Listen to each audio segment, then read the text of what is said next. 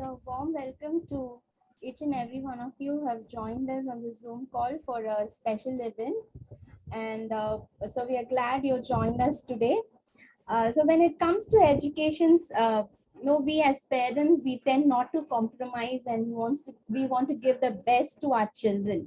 And I'm sure it becomes sometimes a little stressful and anxious, like, how to go about, like, what do I do and things like that.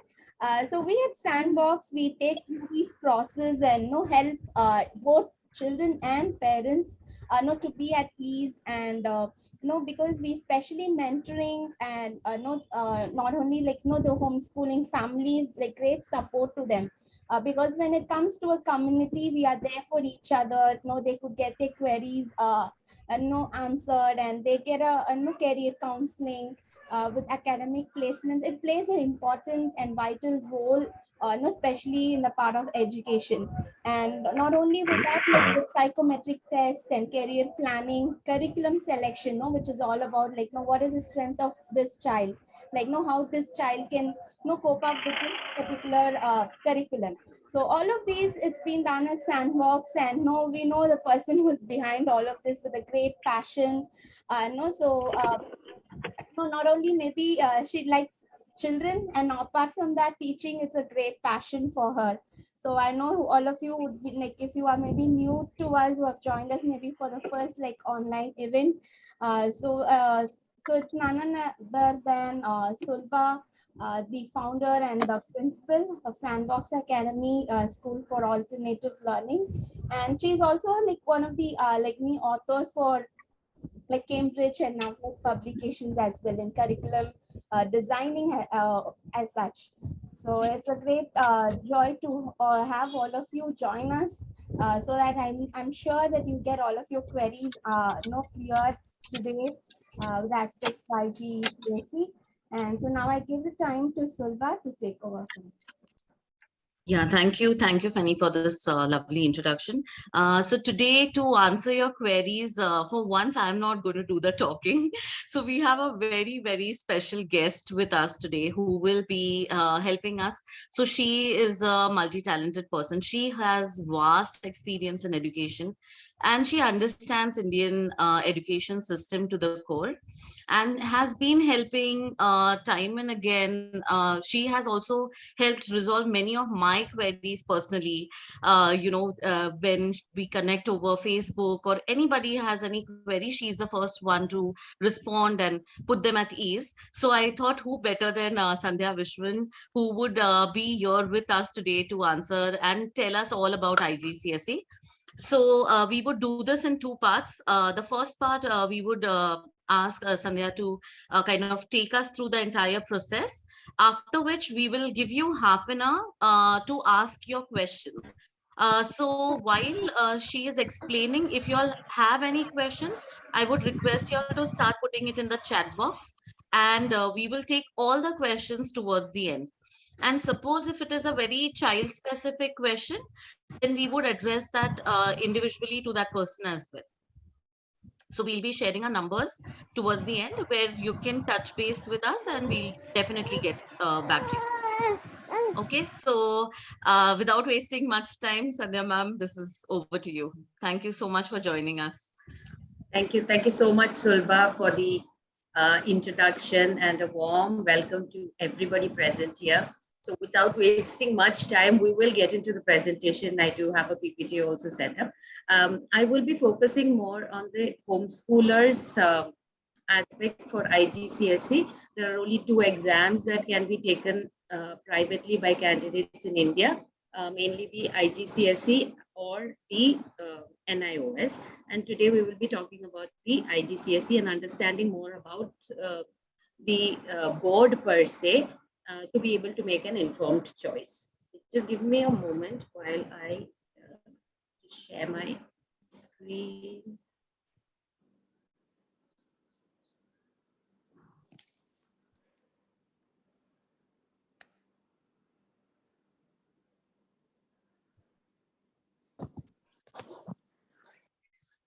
Okay. All right. So first, I would like to also clarify the curriculum is a UK curriculum. IGCSE is the name for the 10th grade exam. It is not the board or the curriculum per se that's called the IGCSE. We do interchange those terms. The International General Certificate for Secondary Education. So it is the equivalent to the 10th grade exam. That exam is known as IGCSE. Also, another aspect that we need to know as parents is that there are two boards. There are various boards in the UK. However, in India, we have two boards that are popular for IGCSE exams or the UK curriculum. One is the Cambridge International, which is what most of us hear a lot more. But in some states, the Pearson Edexcel exam is also very popular. So both, I will be covering a little bit of both the boards. And this is a question that keeps coming up to me all the time, whether it is recognized. It is recognized in India as well as the rest of the world. All the IGCSE exams are recognized. So there is no problem with that. However, we need to keep in mind one aspect as of now in the present scenario is that the Association of Indian Universities at present does not recognize private candidates who are applying to colleges. So after IGCSE, if you're going to a college, a regular college in India, it might be a bit of a struggle, except for private colleges. So government recognized colleges, there might be a bit of an issue there, or even for undergrad courses after the A-levels. So just keep that in mind and do your homework before your child is ready to take up these exams. Now, the first board is the board is now known as the Cambridge Assessment International Education, and I have also shared the link for further details. You can go and check there as well. Now, the IGCSE is the 10th equivalent. The 11th and 12th exams are known as the AS levels and the A levels. So the AS is equivalent to the 11th and A levels to the 12th. As I was sharing and talking to other educators, so you can take multiple subjects in the AS level and then finalize on what subjects you require to complete the A levels. You don't necessarily have to take all of it across. In Bangalore, where I am based out of, most of the students do take the same subjects for the AS as well as the A levels. However, you do have the option, even as a private candidate, to be able to check out your options with, let's say, 7 subjects at AS levels and then bring it down to 3 subjects or 4. You need only 2 A levels to be able to get the certificate to go forward. However, in India, most colleges or undergrad courses would require 3 subjects at least, along with English. So you need to make your choices accordingly. In the Cambridge board, there are up to 70 subjects that you can choose from, and you can go to the site that I have mentioned there to have a look at the options available. You also need to keep in mind and see some of these subjects are not offered to private candidates. So where there is coursework required through the year and an assessment to be done at a school or an examination center through the year, those subjects cannot be taken by private candidates. For example, music, global perspectives. These are not subjects that private candidates can take unless a school is willing to support, and a school or an examination center is willing to support the student in those subjects and consider them as a student, a regular student of the school, and do this option. The grading for the Cambridge is from A star to G, A star being the highest and G being the lowest. They also do give marks, but there's a combination that they work on, and because it's in India, they do give the mark option as a certificate, and then that can be taken for admissions. In the Cambridge board, the curriculum is structured. The curriculum is also pretty much similar to what we know, except for the fact that the examinations are application based. So the approach is different, but we still know that there is so much content. This has to be studied, the topic has to be done. And it isn't really necessary to go with the textbooks that you have. The topics are sufficient to be able to answer. And I'm again repeating, this is basically for homeschoolers who are supporting their children. School-going children have a set pattern at school itself. So you need to keep in mind that the topic and the understanding of the topic is what is more important to be able to take those exams. It doesn't necessarily have to go with textbook, and a direct question answer is not there at all in any of those, including the arts and humanities. It's not a direct question of when was this war, or what are the factors affecting this particular phenomenon. That's not how the IGCSE question paper is. Now, there are two ways to get the IGCSE certification for the 10th. The first one is a regular IGCSE. You can take English and any 4 subjects, any 4 from that 70 which are allowed to private candidates. Very few are not allowed. Okay, so I think just a handful, maybe a total of 5. And to do that, you need to go into each PDF of the subject and check. It's not given anywhere else. You need to get into the PDF on the website that I've mentioned and check thoroughly to see if this is allowed for a private candidate. Alternatively, you can check with the examination center as a school. If you're going through an examination center in India, you also need to keep in mind that most examination centers will only allow a private candidate to take the subjects that they offer in the school. They will not make arrangements for the other extra subjects that are offered by the board, but the family wants to take that up or the student wants to take that up.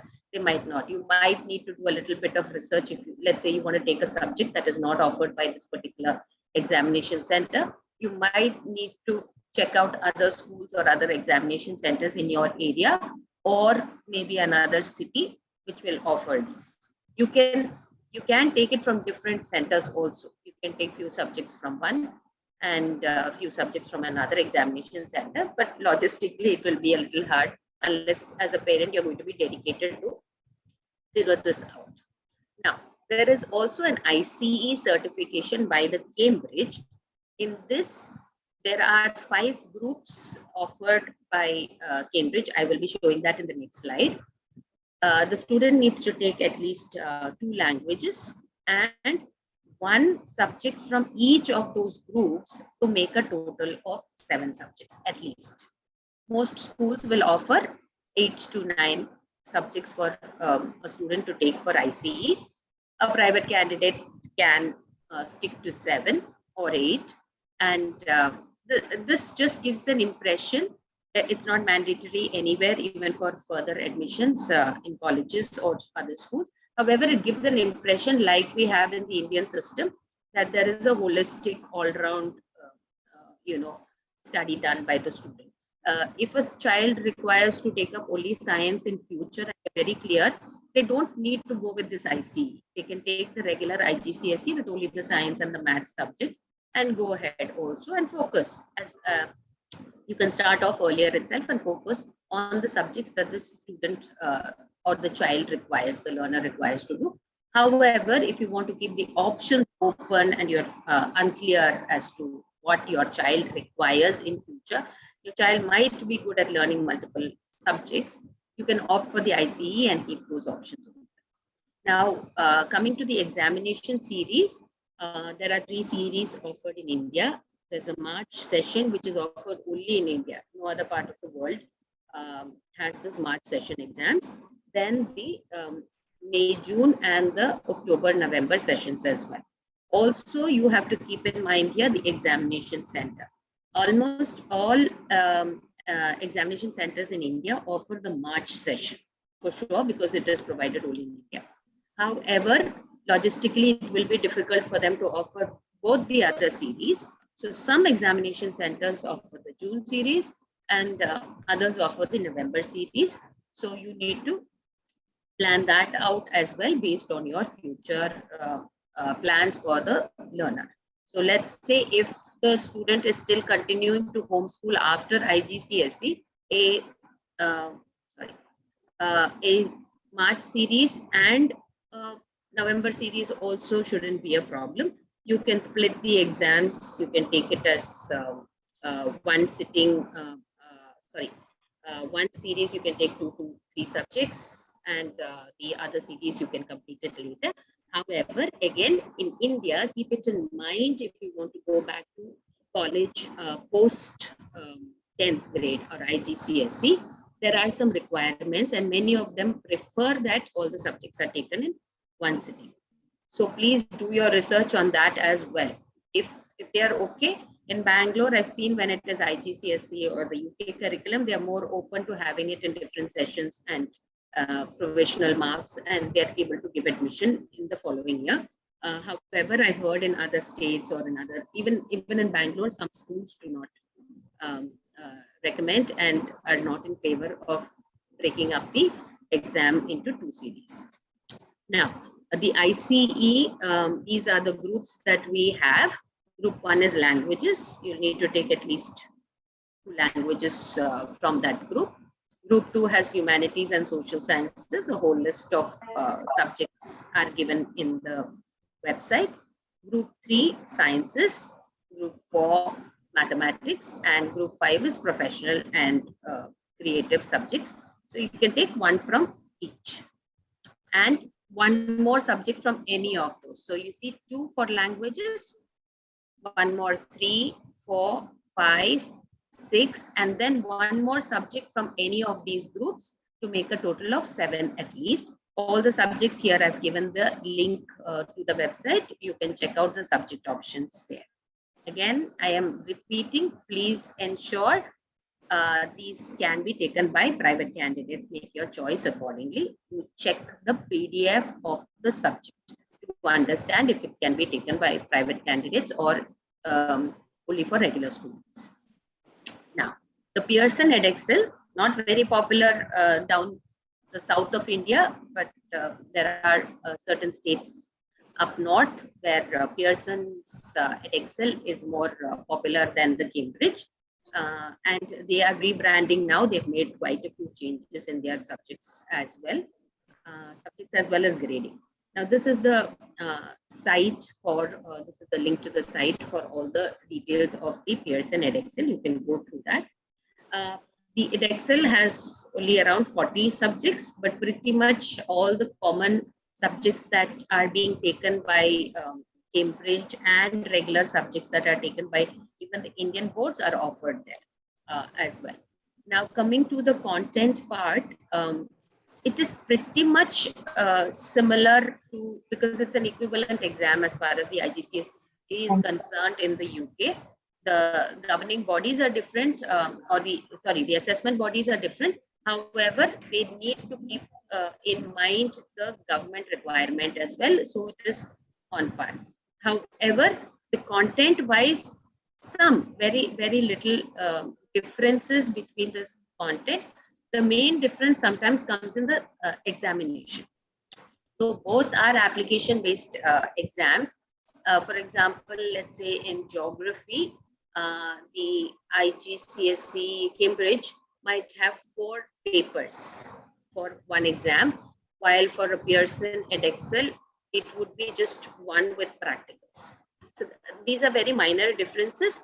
However, you need to check based on your the learner's interest and choose accordingly. Another option that is also available is you can take some subjects from Cambridge, some subjects from the Edexcel, and still get a consolidated IGCSE certificate. It was done by the British Council in India earlier in Kolkata. However, they are not operational anymore. So we will need to find out if you want to take that option. Let's say you find the Edexcel's particular subject more in-depth or better for your learner, and Cambridge's science better for your learners. You might want to. Mostly people don't. However, if you do wish to, we will need to find out which is the next body in India that would facilitate both of this, but it is possible. Now, the grading, this is a new system that was introduced very recently. So they've moved from the A star to G, and they have a grading system of 1 to 9, with I think 9 being the highest. So it's very different. You can't just say the A star is a 9 or 1 and take it. They have, I'm also trying to learn and understand that grading. It is 1, 4, and 7 are their cutoffs, and it is it's equivalent to the lowest grade of an A, C, and a G. Okay, they have some calculation that they would do. It is not just the exam alone that is being calculated. They would consider previous statistics and work on it. This is, I think, the first batch that is going into this grading system, and people are trying to understand that. The challenge as far as where it would come for us is the equivalent part for the next admission process. That's where it is. If for IGCSE, a learner here is going to continue with homeschooling and do the next, the grade 12 also privately, shouldn't be an issue. However, when you're going for admissions, there might be, how do we see if this is equivalent to the other students who have joined? So that might be a bit of a challenge. And anyway, I don't think many would be going for a Pearson at present right now for a November batch. You would be looking at the next year. By then, we would have some more clarity on that. Another interesting option that Pearson and Excel has is the BTech exams. Now, the BTech exams, to put it simply, would be like vocational subjects as we know it. Now, one can have a few subjects from the regular Excel, regular subjects that we have, and take a few subjects of the BTech and still get an IGCSE certificate. You can make up for those subjects that are being offered, which I think is personally, especially for homeschoolers, a very good option, because your child might be good in technical aspects rather than the content part to learn a subject. So if you can mix the two, you will get a more holistic thing that is required for a particular child can be worked out. Now, and again, the examination series for the Pearson Edexcel is January, May, June, October, November. I think most schools in India that offer it offer the January, and mostly the November was what was earlier done. I'm not sure now if the examination centers are also giving the May, June series. Might be. I've also noticed from my experience that the Pearson Edexcel examination centers do not promote themselves. So every city has a few. However, many are not aware of their existence. You do a bit of research, I'm sure you can find that out. And post-COVID, many of them are revamping. Pearson, the group itself, has revamped a lot of this content, exam, as well as the grading. Along with that, I'm sure the schools would also be offering multiple options. Okay.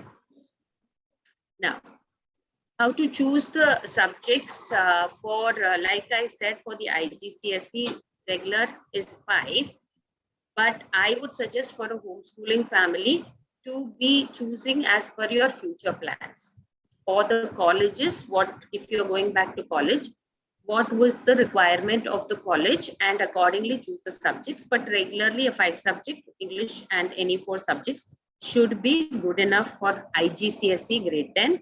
Again, for the A levels, to get the certificate, 2 subjects are sufficient.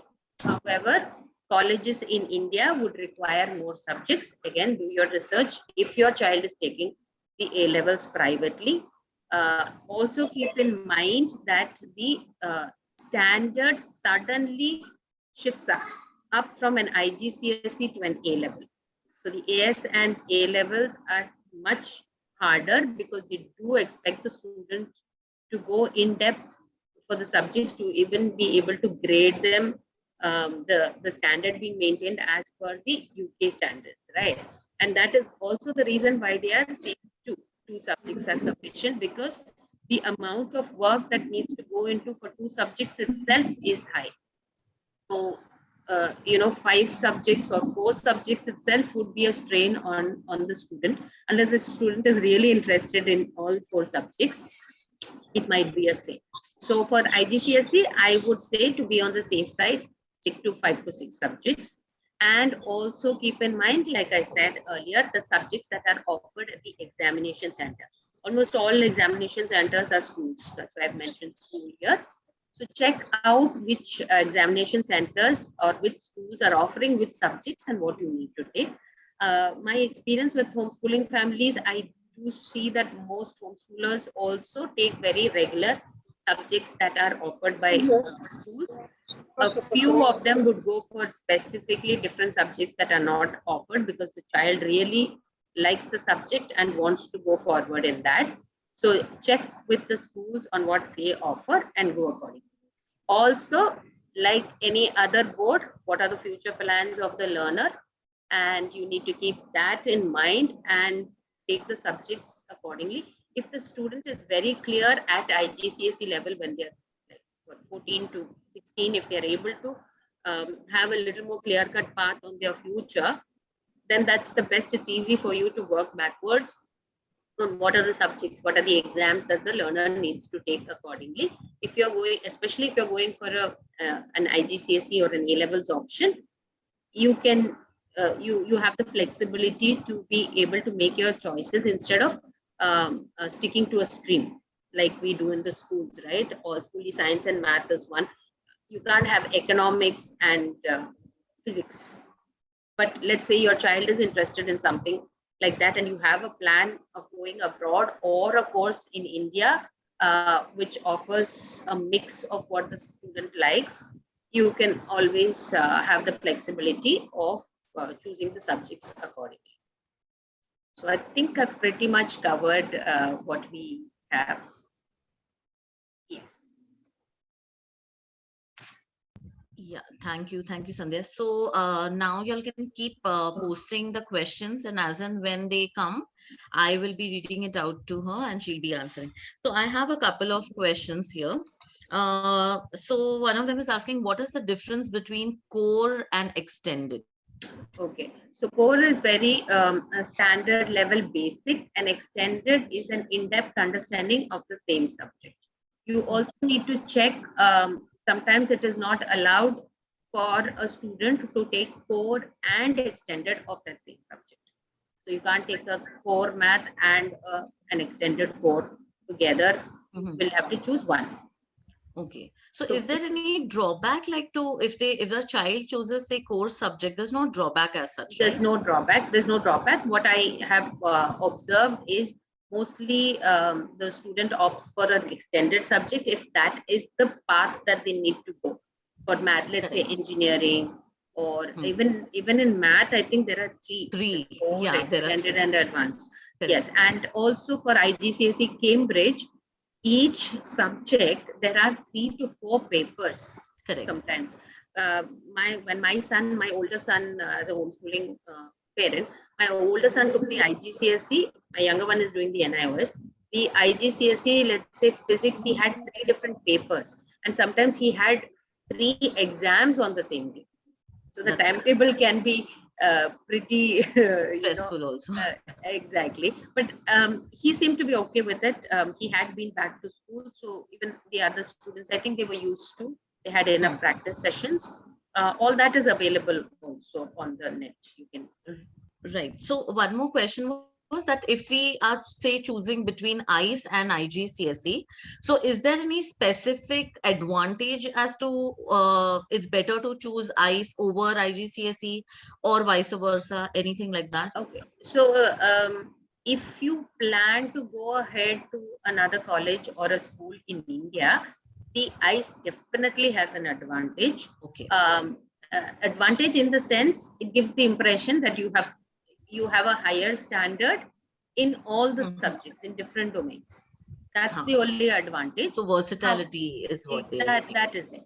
But if a child is very clear on, let's say, the science stream or the humanities stream, even going forward to a stream in India, let's say in 11th for an ISE, the advantage would be on that. So it depends on what your plans are. If you need a science stream and you've taken only a general IGCSE with science and math, and you are opting for a science stream, definitely that is an advantage. But you still need to check with the school, because language is sometimes in India, in some states, second language is important. A student might not choose a second language for a regular IGCSE. let's say a science stream, they would choose the English and math and the 3 sciences, right?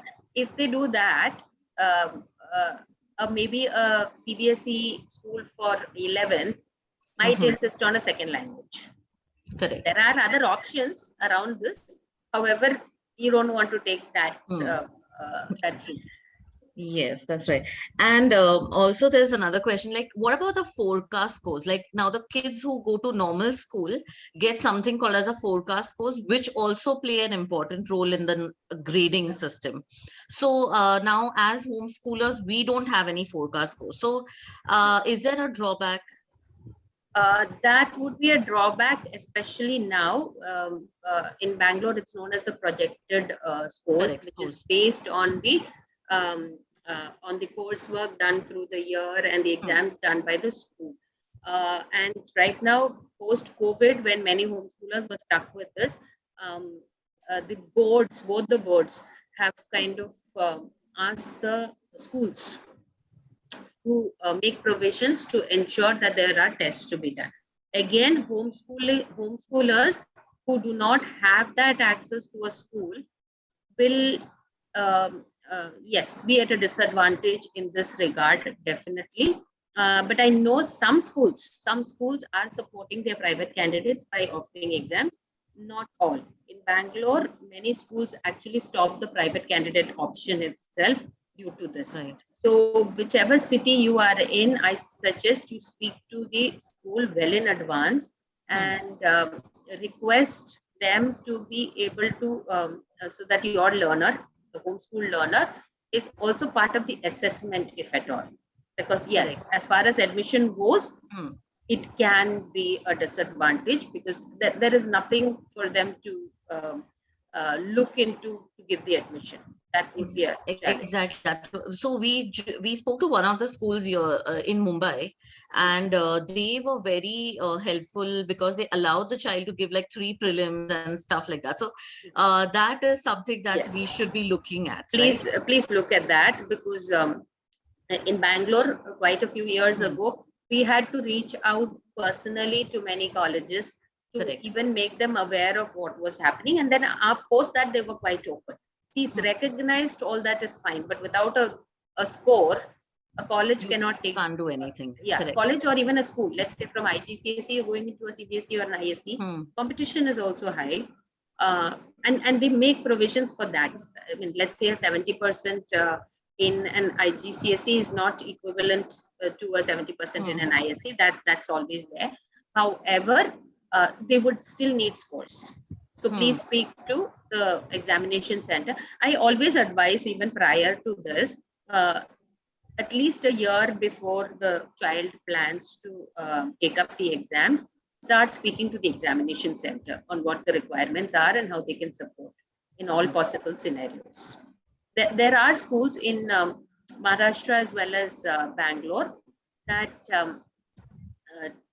even though it's a private candidate, they support the private candidates by giving assignments and consider them as a regular school, except student, except for the fact that the child is physically not coming to school on a daily basis. Some of them do support. If you can convince the other schools also to do so, that would be great for homeschoolers. That's right. And also we like have a question here which says that can IGCSE exams be taken through British Council Library, which was happening earlier, right? It was happening earlier. Kolkata was the main base. They have stopped operations. Okay. So now that's no longer an option. That's no longer an option because there are many IGCSE schools coming up in each state. And that's how they stopped their operations. Earlier, they were the main ones. Correct. And very few, it was for the elite crowd, many of them traveling abroad, or it wasn't regular families like ours that were opting for.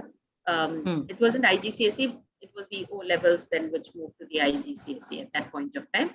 So once the number of schools in each state increased, they have stopped operations. So examination at present, examination centers are the only way to go out and write the exams. Okay. So now let's say a child does study GC in UK and say comes back to India, so one of the parent is asking that will it be difficult for the child to take up CBSE later on? There is a challenge. I'm not saying there isn't. However, compared to another international board, the shift from an IGCSE to a CBSE or an ISE is slightly easier than the other international board. If they've worked in the UK, I mean, if the child has studied in the UK and come here, but the child needs to be mentally prepared that the questions will not be application based, and there would be a little bit of rote learning. That is, I mean, I wouldn't say rote learning, but to know the answers as in a certain format that needs to be put across. As long as the child is willing to work on it and be mentally prepared, yes, there is a little bit of difficulty, but it's not impossible, and it's not that hard as doing an IB and then coming to a CBSE board. Right. Okay. So here there is Another sorry, yeah. wait. No, Another another point is which I've noticed in my experience with school students as well who have taken IGCSE or any of the UK, the same. They are used to calculators. ICSE is used to calculators. So unless the school or the parent has been working, except for the exams, they do it manually. A CBSE might be very hard. Yes, The very child hard might know the application part of it and know where to use it much better than a regular school student in India. However, they might not be quick enough in their calculations. And that is a big disadvantage when it comes to the entrance exams. That's correct. That's right. So we have two similar questions. So I'll just club them together and ask. So one is, will there be recognition abroad? And another parent is asking that what are the complications that they face in government colleges in India? Okay. So it is recognized all across the world. Just like in India, according to future plans, please check the universities abroad on what their requirements are as far as subjects. Many countries abroad, all their main this qualifying exam that we speak, the IGCSE or the A level, is just a small part of it. They have their own exams like the SATs or the ACTs. So in different countries, they might have their exams. So that might be the primary requirement over even the marks here. So there's no disadvantage. It is considered equivalent. So CBSE, ISC, an IGCSE or an A level and moving abroad, it's recognized. There's no problem there. But for admissions, please see what their requirements are and ensure that all of that is taken care of. Now, the second part, you said government colleges, right? Okay, so at present, the Association of Indian Universities refuses to accept private candidates of this exam. The exam is recognized, no problem if the child is going to school, but if you're a private candidate, there is a requirement for an equivalency certificate to join a government college in India, and the Association of Indian Universities refuses to give that certificate to private candidates. So that is a challenge. Not the recognition per se, but the recognition of a private candidate is a challenge in India. Just being honest, some of us are working towards getting that changed, but at present, as we speak, this is the situation, and I'm hoping maybe by next year that would change. It's a new development. It's just a few years old. So let's see. Fingers crossed. Fingers crossed. Absolutely. And with new education policy coming in place, so many changes are taking place. So let's hope that this whole thing will go away. That will be a long and hard haul if you ask me on that. We'll have to just wait and watch. And I'm sure most of the parents who are looking at this option have children in above middle school age. Correct. So the NEP might not affect them. Yeah, right now. Right. What is the difference between, or does IGCSE have like an edge over IB curriculum? No. No. No. Personally, if you ask me, I personally like the IB curriculum a lot more. However, if a student wants to continue in India, I do not recommend the IB.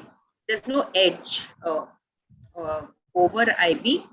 I would think personally as an educator, I think IB students who have been to good schools might have an edge in the real world, not as far as exams go anyways. Right. So one of the parents is curious about the checkpoint exams, which the kids give at grade 6, grade 8 level. So how about that? Grade 5 and 8. Yeah, grade 5 and 8. So these are optional exams. These are not mandatory. And it just gives an idea of how the exams are and what check, as the name suggests, it's checkpoint. Just checking the standards or the child, how much on par they are at, but these are optional. Homeschoolers don't necessarily need to take them. Again, same as the IGCSE and the A-level exams, these can be taken only by the schools that offer it. Even if they are an examination center, they will not offer it if they are not offering it to their students. And I have not seen a single school that offers grade 5 checkpoint. Grade 8, most of them do, because in India, most of the IGCSE or the international schools have an Indian board and IGCSE in high school. So that's when the children opt to take up the Indian board or the IGCSE. And at that point of time, it is important for the school as well as the student to understand. So the checkpoint for grade 8 is what is mostly offered by these schools. 5 have not really come across. Yeah, so one of the parent in Pune here had spoken directly to the schools. So those parents who are interested, maybe you could just go and talk to the schools privately and request them. So what she had done is she had paid the exam fee and some tuition fee component to the school, after which they allowed the child to give all the intermittent exams as well, like their terminal assessments and stuff. But she had to pay the tuition fee component to the school, and she had to take the checkpoint exams and the intermittent exams as well.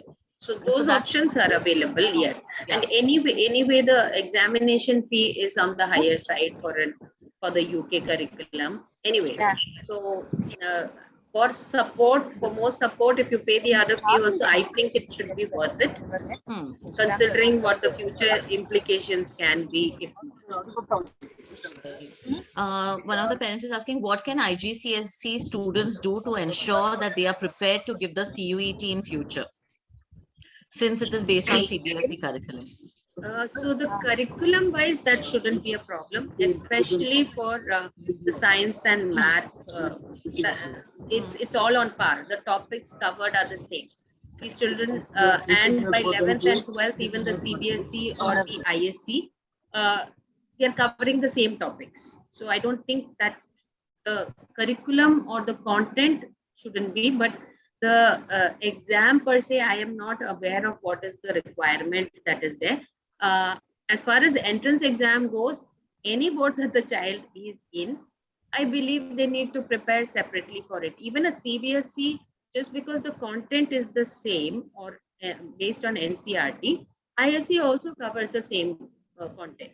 However, the entrance exam is very different from what you're doing in your CBSE. You need a different sort of preparation. So content wise, I don't think a parent needs to worry for an IGCSE versus CBSE. And the preparation, I personally do not know what is the kind of preparation that is required. But however, CBSE student as well as IGCSE student will need to do the same kind of preparation. That's right. Now, if a child wants to go in engineering field, can he opt for combined sciences, or would it be like better to choose or go for physics, chemistry, bio separately? IGCSE, he can go for combined sciences, no problem there. But when it comes to 11th and 12th, obviously we'll have to do separate, because the qualifying exam, the criteria in engineering is also 50% for each of these subjects. So combined science will not, and I don't think it is offered for 11th and 12th, if I'm not mistaken. I'm yet to go through. Combined sciences is not there for 11th. It's not. Yes. So the parent is asking, how early can we start preparing our child for IGCSE exams? How? Sorry. Early. How When early? do we start? Okay, so content-wise, it is as vast as the ICSE. In fact, it is similar to the ICSE except for languages, and it's quite a bit. So I would suggest at least 2 years before the child is ready to give the exams to start preparing. At least, Yes. if 3, well and good. So as a homeschooling parent, what we did is my son chose to take the exam when he was around 12 is when we had the discussion on what he needs to do, and he's academically inclined. Okay, so he probably was mentally more prepared, and we just took the topics of the 10th grade and we worked backwards since then, since the time he was 12. But he was just learning. We had multiple books of different boards, encyclopedia online. So he just enjoyed the journey and learned the content based on the topic. We didn't go by the textbook per se. Okay. So as an educator, which board would you recommend for a child in India to take so that the options in the college are more open? Okay, so I personally, as an educator as well as a homeschooling parent, I believe choosing the board depends on how the child learns and what the child needs to do in future. So none of the boards, including the Indian board or the foreign boards, are you know has an advantage over one over the other. I don't believe in that. Personally, I do love the IB board. The reason being, the IB board works on individual children. That's the reason why I like the board per se. But otherwise, I say go by the child. As a homeschooling parent, I will also tell you, it's been more than 10 years, and I've seen many students in my education career as well as homeschooling, and there are some children who do fit into the what we consider the conventional path. It is not necessary to put in pressure. We see that mostly around us, but that's where they fit in. So taking them out of that structure which they require and putting them in an alternative space which has too much freedom, where they are lost, is a disadvantage to them. So I believe going by the board is dependent on that as well, on what your child requires. If your child requires structure, an Indian board might be content wise, if that's what they require. So try to understand your child before choosing the board. I have 2 children. One learns the content and then figures out where to apply it when a problem comes, right? Another son of mine does not work for him this way at all. He gets totally confused because his mind is not like a computer which is running through all the processes and saying, okay, this is the solution to fit it. He actually works the other way. He applies and then I tell him, oh, this is how you write it for the exam. This is the technical part of it. He probably he just intuitively knows where to use a multiplication or where this application comes, and then I tell him this is the process as far as a system, because if you need to write an exam, this is how you write it. So you need to understand your child before choosing the board. That's one of my consultations actually. That's what I do. I help parents, and even that I believe should be done only after middle school. A board is not important at all in the earlier years, primary years. That's when you need to build the foundation, observe your child to understand how they learn better, and then make the choice of the board post that. So very interesting question. Can a child attempt to write NIOS and IGCSE exams? If so, can the child cope with these two both in consecutive years respectively? In the same year? No, consecutive years. Consecutive years. That shouldn't be a problem. Also, there is NIOS and some of, I think even CBSE has this option of getting credits. Yes, so let's say, transfer of credits. So let's say your child has written IGCSE 10th standard, and up to 2 subjects you can take from NIOS and get a consolidated certificate for 10th grade, having done IGCSE and NIOS. It's a possibility. Can do IGCSE 10th and go for NIOS 12th. In fact, considering the present scenario and the kind of depth required for a UK curriculum, I usually suggest, even for IGCSE students, 10th standard IGCSE students, if they are homeschooling, an NIOS would be an easier option and a safer option in the present scenario. It's possible to do that, yes. Except the pattern is very different. So maybe you all might want to consider that as well when you're kind of choosing. Pattern is different, Sulbha, but what I have seen is a child who's been able to do the IGCSE and mentally prepared to make the shift is able to do it easier. And NIOS, I think, because mentally, we think it's slightly easier to put it this way. They can enjoy the subject and go in depth as much as they want without worrying too much of this is what I need to write. It is human tendency, right? When I'm like that, if this is what you need to do, your goal is this exam, I focus first on that before trying to do the other things. And in that process, we lose out on the actual learning part.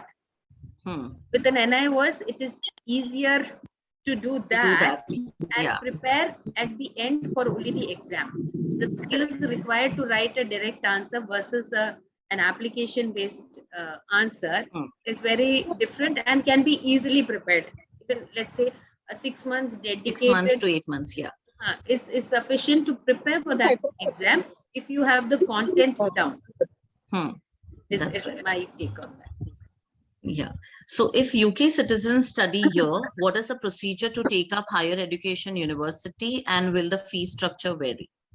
It usually does, depending if they're foreign citizens, then there's the OCI, or are they NRIs, all that comes into the picture depending. So going by Bangalore, even in Bangalore, in some of the universities, even Indian citizens who have done the foreign exams, like my son, would be considered as an NRI.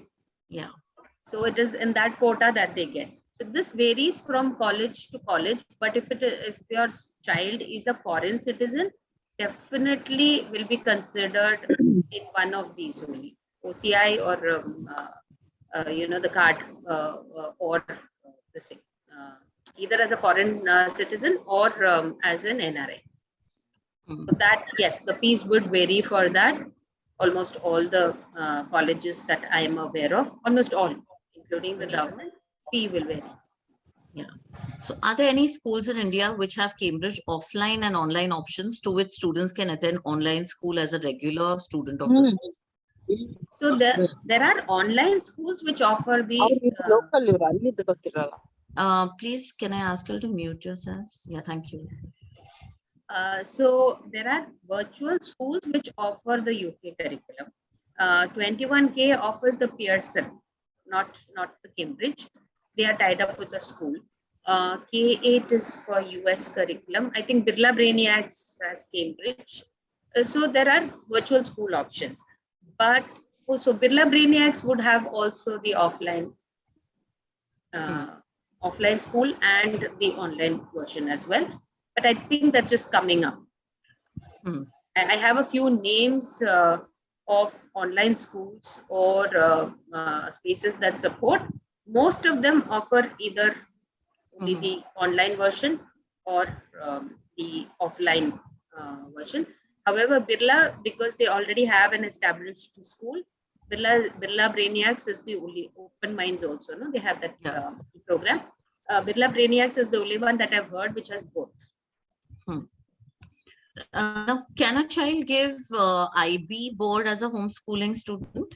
No, right? It's not an because option. it is the assessments are very assessments itself are customized, so you cannot even have that. It's based on the portfolio.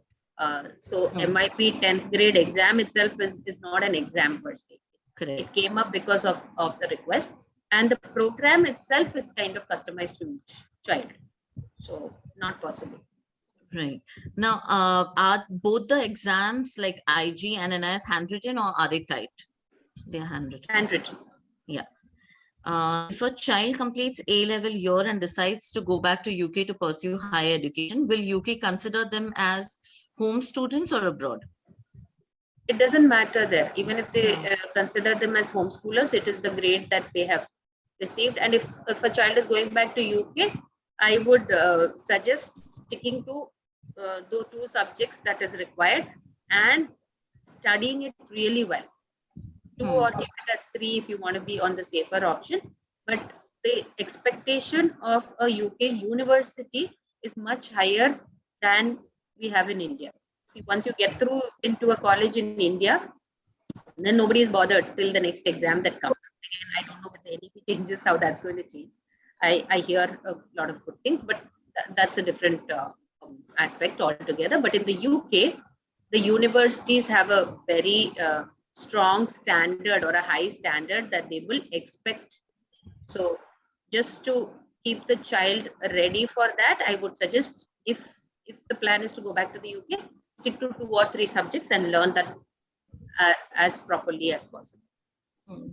Now this whole new education policy exams of grade 10 planning to scrap off, and the four things coming together. So would that affect IGCSE is what one parent wants to know.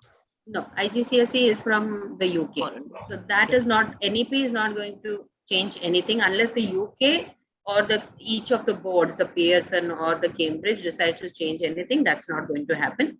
And even coming to the NEP, I know there are announcements being made. It's coming out in the newspapers, all of that. But what doesn't come out in the news is that there's a lot of arguments also going on the other end. India being the kind of country that we are, each state also has to accept. If they just refuse to take the NEP, you will probably have one state doing something as per the NEP and another state not doing it. Then it all blows off, and in a couple of years, that would be scraped up. So as of now, unless the implementation starts off, I wouldn't worry too much about that. I would go by whatever we are doing at this point of time. Don't break your head over it. Correct. Let them declare, then we'll see what is to be done, kind of. And they will always give that kind of time. They understand when a new change is being announced, something especially major regarding the exam, they do keep in mind the students who are going to be affected directly first. The change might not start with them, might start with a couple of grades lower or higher, and then kind of transition into whatever changes required. We'll take just 2-3 more questions. That's it. Because we had promised that 11 o'clock we'll finish, and we'll get it done. So if a student, needs some specific subjects, so can the student go for 2 different study centers so that he gets the choice of the subjects? That's what I said. You can do that. If this, let's say this examination center offers economics and but does not offer the science that you require, you can do that. But then you also need to keep in mind getting a consolidated certificate for later might be a challenge. So keep this in mind. Check with who's going to give you this, which center would be able to give you a consolidated. For that matter, even if you put it down in one for college admissions, that is sufficient. Right. Now, one more question is, okay, I think I'll take that question. So what is the role of Sandbox Academy in learning process and examinations? So Sandbox is an organization for homeschoolers, basically to help them in their journey, wherein their academic needs are concerned, because see, we are parents, we are not educators by birth. So sometimes we can teach a particular subjects, but some subjects we can't teach. So Sandbox is here to kind of help the parents in this journey. And when examinations are concerned, we are training students for NIOS grade 10, grade 12. We are also taking trainings for IGCSE and AS levels for the Cambridge board. So maybe you can get in touch with me and I can take it more personally based on what you require. Shulba, may I just add on to that? I mean, I think that's what Sandbox is doing. Yes. As a homeschooling parent, I have never sat my children down and taught them anything. Most of us that I have seen, we work on building independent learners. So I think even facilitation is generally not required. If the child has a basic skills of reading, writing, basic arithmetic operations, and comprehending, being able to comprehend anything that they read, I think it's only guidance that is required. And I understand that is what Sulbha helps, or Sandbox, the team helps parents to, how do you observe, what do you do, how do you be the support system for the child, is what I understand, because that's what most homeschoolers do. Correct. Correct. That's the idea. And last question is homeschooling students cannot give NEET. Is that true? It's not No, like no, that. no, Yeah. no, it's not like that. It's not like that at all. NEET, they wouldn't even know if you're a homeschooled student or not. Correct. All these exams, including the A levels, are recognized. What I'm not sure of is an equivalent certificate required for once you cleared the NEET exam. Is that equivalent certificate a requirement to get into a medical college? That I am not very sure. If it is a requirement, that will be the challenge there, and we need to see what needs to be done. I would then suggest an NIOS over the A levels, but homeschooled can apply for the NEET. Yeah. And NIS is always like, if you are very sure that you want to do NEET, then NIS has a recognized thing. And anyway, that curriculum would also help like from an entrance perspective. Absolutely. So, then NIOS would be a better choice as compared to IGCSE. Like that's from my personal experience, because of so many kids that we are mentoring. We have seen that they do much better because they have the time to actually prepare for the entrance as well.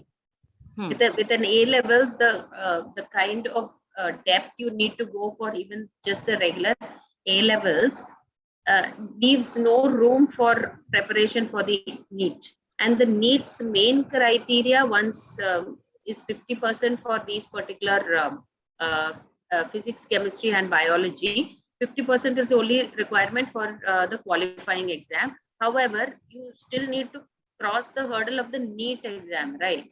The entrance exam is the main hurdle at NEET, and there also for medical colleges, the number of seats available is much less than engineering colleges. So a student needs to work harder on the entrance than the qualifying exam, and in that, NIOS is a better option. Yes. So just one clarification a parent wants is that will students can take admission in local colleges after 10th? Yes, the whole equivalence thing only comes into play for universities. So parents, please don't worry about the transition from Sulbha, I think that also depends from state to state. Yes, he's asking specifically in Mumbai, I think. Mumbai, Maharashtra, you would know better, because in Bangalore, it is an issue in some, not all. So NIS, what is NIS? That's National Institute of Open Schooling. So it's another board for the homeschoolers, basically.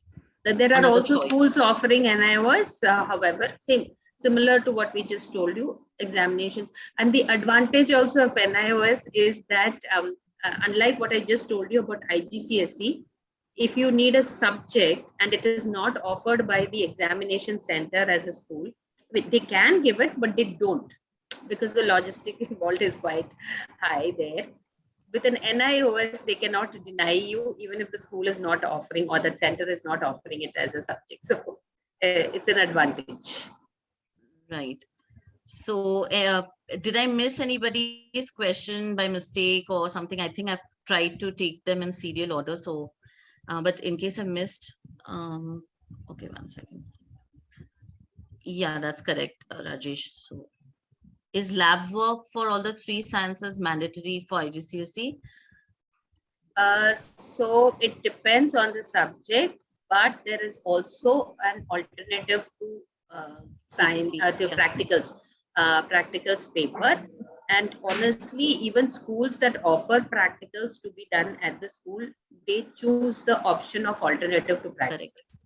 They find it easier because if the practical exam is taken up at the school, they need to get an invigilator from the board, from the Cambridge board, which is difficult for them. So they do the practicals in the school and offer the alternative to practicals. So even for a private candidate, that's the option that is taken. Right. So I think we had a lovely session. Thank you so much once again, Sandhya, for sparing a Saturday morning with us. And thank you, parents, for joining. And I'm sure that you are happy with the session. So looking forward for more sessions now. And we will be putting this on our YouTube and we will be sharing the link with you. So you can just watch it on YouTube, share it with your friends so that they are also informed about, how their choices should be made. So thank you so much. Thank you and all the best to everybody. Yes, thank you. Thank you. Thank you.